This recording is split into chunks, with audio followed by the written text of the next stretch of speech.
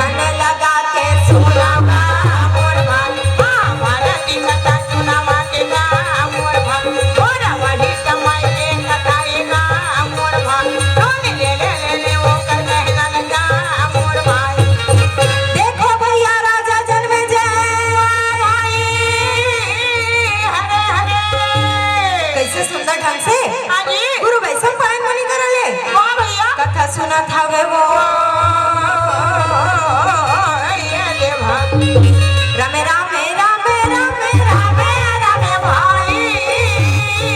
जय हो ये दे वादे पांचों ये पांडव के कथा ना कह पावे ये दाई भीषम पर्वत रे कथा का मोरी कथा का मोरे भाई कबला ना करके वो कहानी वो ये कहानी का मोरे भाई वही दवाई में वो सोना मैं वो बोला ये बतावाया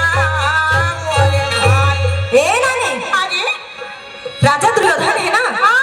ते अपन भवन में बैठे रहे अच्छा आओ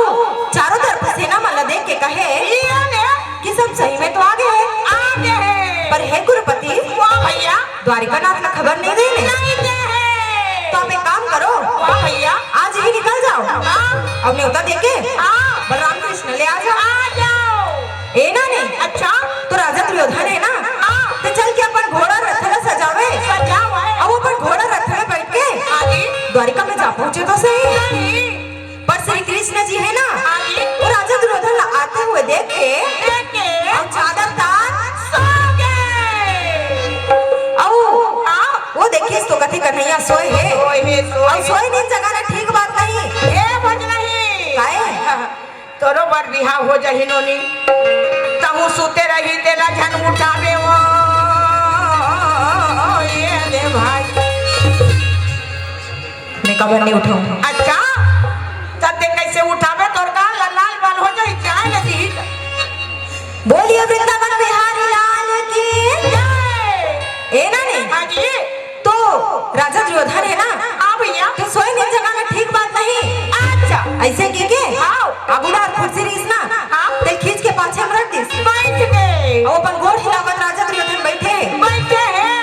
और वो तरफ ले बलधारी अर्जुन रथ को दौड़ाते बड़ा प्यार के साथ पहुंचे अच्छा और जाके रुक्मणी ले पूछने लगे दीदी वाह भैया कन्हैया है कहां तो रुक्मणी बतावत है नाने बतावत है भैया